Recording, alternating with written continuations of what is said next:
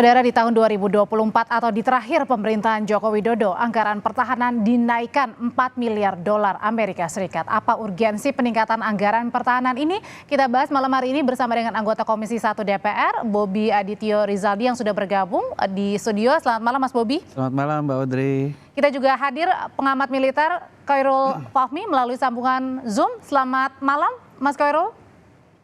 Selamat malam. Selamat malam Mas Khairul. Saya mau ke Mas Bobi dulu. Mas Bobi, sebenarnya apa sih urgensi kenaikan anggaran pertahanan di tengah tahun politik? Jadi sebenarnya pertama saya ingin menyampaikan mengenai kenaikannya. Jadi kenaikannya ini bukan sekarang sebenarnya. Jadi di RPJMN 2020-2024 memang anggaran PLN itu ada 20,75 miliar dolar. Nah, tetapi di tanggal 27 Desember tahun 2022 itu dinaikkan. Jadi dinaikannya itu sudah di bulan Desember 2022 menjadi 25,75. Dan saya rasa bisa dilihat juga di dalam rilis resmi dari Kemhan, justru malah pas bulan revisi itu kan ada berapa kali ya, ada ketiga dan keempat.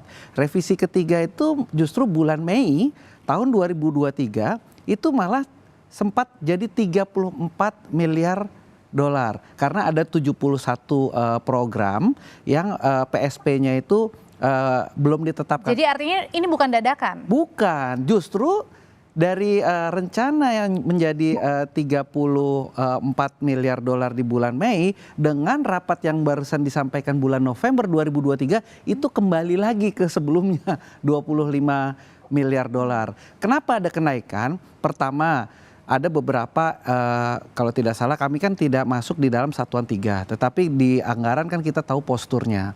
Posturnya itu kan ada rupiah murni, ada PLN, ada pendanaan dalam negeri. Nah, ada beberapa hal teknis seperti pembelian alutsista dari... Karena naiknya nggak main-main loh, 61,7 triliun rupiah Mas Bobi. Oh enggak, yang naiknya itu dari RPJMN ya, naiknya itu hanya 4 miliar dolar. Nah, jadi totalnya itu adalah tidak mempengaruhi pagu yang sudah dibuatkan sebelumnya. Kenapa? Karena ada misalkan dari Turki, ada kenaikan kurs karena dia inflasi. Lantas ada beberapa dinamika, kita mau beli Sukhoi, nggak jadi beli Sukhoi, belinya alutsista yang lain yang harganya lebih mahal.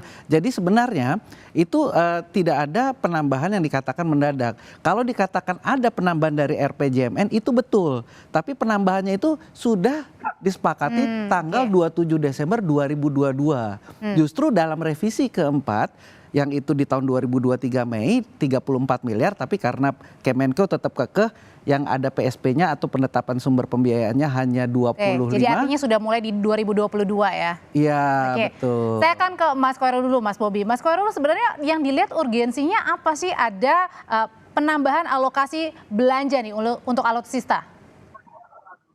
Iya, ya tadi saya mau ini dulu ya, mau komentar soal apa namanya. Silakan. Sebenarnya ini ya yang kita pahami bahwa kita ini tidak cuma sedang menghadapi agenda politik elektoral ya, tapi di sektor pertahanan kita juga sedang menuju tenggat waktu pencapaian target kekuatan upah minimum MEF ya. Kemudian secara faktual kita juga sedang dihadapkan pada masalah kesenjangan antara kondisi kekuatan faktual dengan kebutuhan penambahan dan permajaan alutsista, termasuk untuk meningkatkan kemampuan pemeliharaan alutsista yang sudah ada.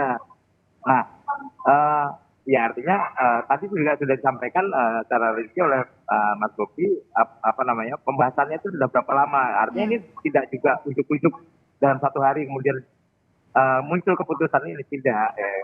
Ini kan concern pemerintah sudah beberapa waktu gitu ya. Ini pemerintah kan ingin kita lihat punya concern untuk mengejar target capaian ya. Sekaligus juga menghindari potensi kegagalan operasional dan resiko insiden alutsista. Kita tahu beberapa kali kejadian alutsista karena alutsista sudah tua, pemeliharaannya buruk, misalnya gitu ya. Sementara jadi tidak masalah ya dengan kenaikan anggaran itu ya?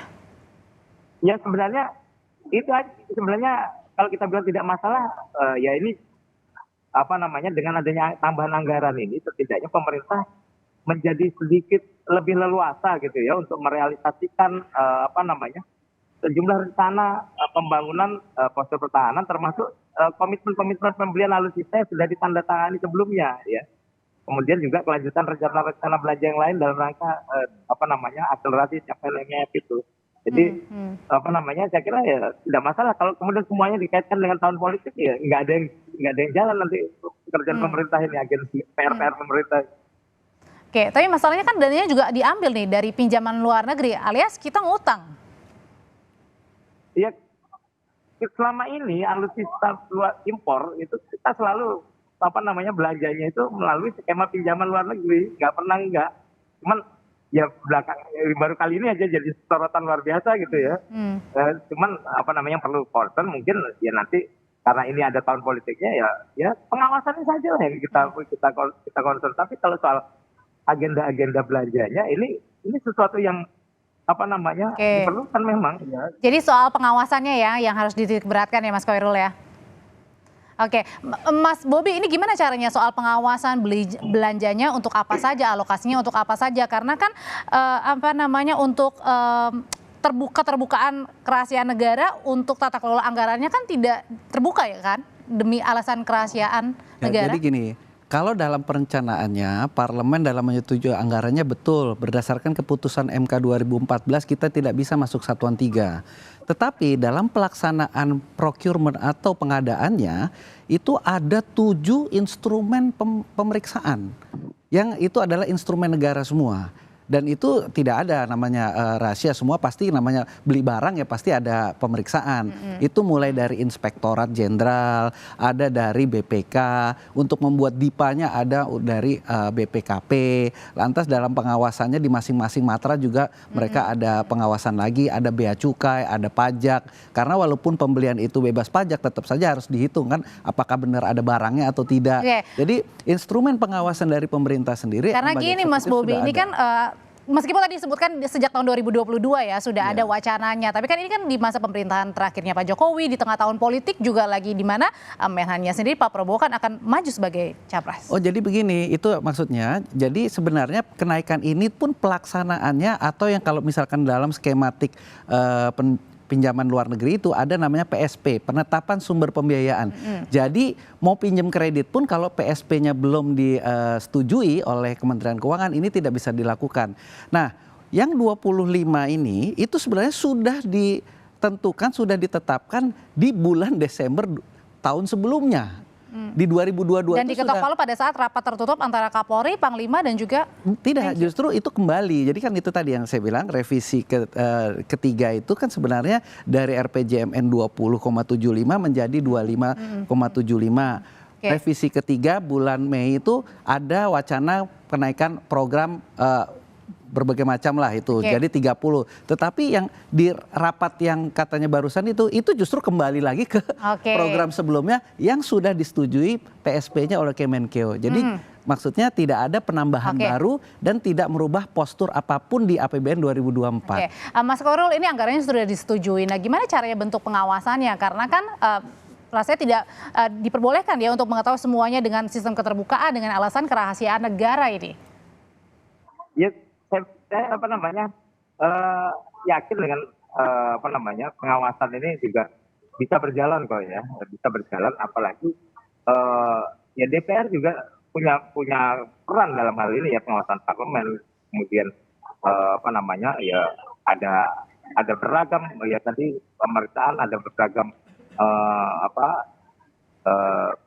kerja pertanggungjawaban yang harus ditunjukkan begitu ya.